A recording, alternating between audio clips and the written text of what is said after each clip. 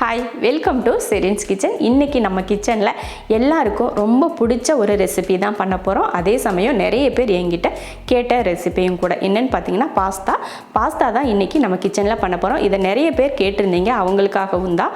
அப்புறம் நான் தான் கேட்டிருந்தேன் அக்கா, நீங்கள் சொல்லலக்கா அப்படின்னு சொல்லிட்டு சொல்ல வேண்டாம். நான் உங்கள் எல்லாருக்காகவும் இன்றைக்கி நம்ம கிச்சனில் பாஸ்தா பண்ண போகிறோம். இன்றைக்கி நம்ம பண்ண போகிற பாஸ்தாவுக்கு மசாலா அதிகமே தேவைப்படாது. கம்மியான மசாலாவில் ரொம்ப ருசியான ஒரு பாஸ்தா பண்ண போகிறோம். வாங்க அதை எப்படி பண்ணலாம் அப்படிங்கிறத பார்க்கலாம்.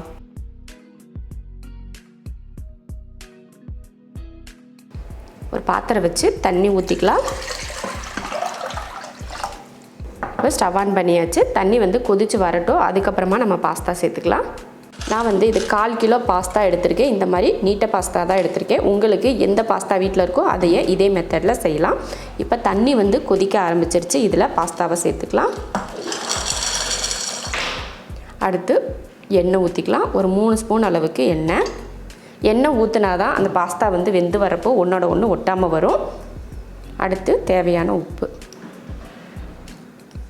இது ஒரு 8லேருந்து ஒரு 10 நிமிஷத்துக்கு வேகட்டும். அதுக்கப்புறமா எடுத்து பார்த்துக்கலாம். ரொம்ப நேரம் குலைவாக வேக வைக்கக்கூடாது. நசன்னு போயிடும் நம்ம வதக்கி எடுக்கிறப்போ.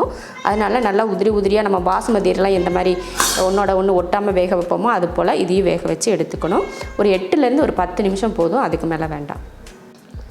பாஸ்தா வேக வச்சு 10 நிமிஷம் ஆயிடுச்சு. நல்லா வெந்துருச்சான்னு பார்க்குறேன்னா இதெல்லாம் தொட்டு பார்த்திங்கன்னா நல்லா சாஃப்டாக இருக்கும் பாருங்கள். அந்த மாதிரி இருந்தாலே வெந்துருச்சுன்னு அர்த்தம்.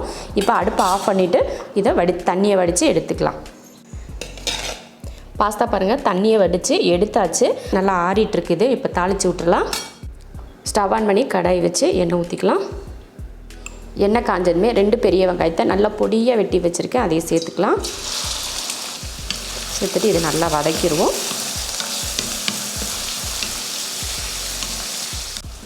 வெங்காயம் பாருங்கள், இந்த அளவுக்கு வதங்கினதுக்கப்புறம் ரொம்ப பொன்னிறமாலாம் வதக்க தேவையில்லை. இதில் 1/4 ஸ்பூன் அளவுக்கு இஞ்சி பூண்டு பேஸ்ட்டு இதையும் வதக்கிடுவோம். இஞ்சி பூண்டு பேஸ்ட்டு போட்டு நல்லா அந்த பச்சை வடையெல்லாம் போயிடுச்சு. இந்த டைமில் 2 தக்காளி அரைச்சிருக்கேன், அதையும் சேர்த்துக்கலாம். சின்ன தக்காளியாக 2 தக்காளி, பெருசுனா 1 அரைச்சிக்கிட்டால் போதும்.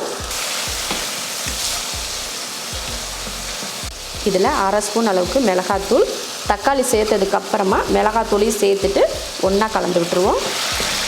நல்லா இந்த தக்காளியும் மிளகாத்தூளும் வதங்கி எண்ணெய் பிரிஞ்சு வரட்டும். பாருங்கள், நல்லா எண்ணெய் பிரிஞ்சு வர ஆரம்பிச்சிருச்சு.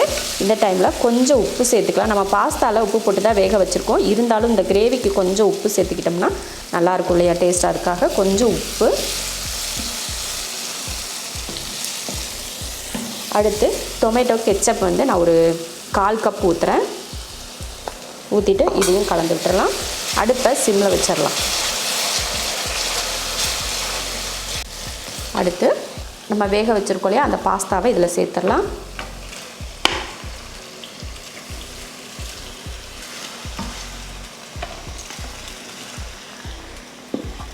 சேர்த்துட்டு இதை கலந்துருவோம்.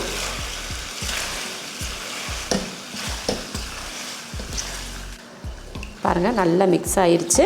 இந்த டைமில் கொஞ்சம் மல்லித்தழை மேலே தூவிக்கலாம். அதிகமாக வேணால் கம்மியாக தூவிக்கிட்டால் போதும்.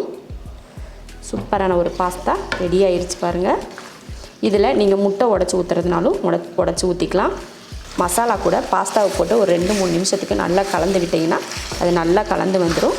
முக்கியமானது என்னென்னா, நம்ம வேக வைக்கிறப்போ இது குழஞ்சிடக்கூடாது. குழஞ்சி இது ஒன்றோட ஒன்று ஒட்டிடுச்சுன்னா அது நம்ம சாப்பிட்ற டேஸ்ட்டே நல்லா இருக்காது. அதனால் இது வேக வைக்கிறது மட்டும் ஒன்றோட ஒன்று ஒட்டாமல் வேக வச்சு நீங்கள் எடுத்துக்கிட்டிங்கன்னா நல்லாயிருக்கும்.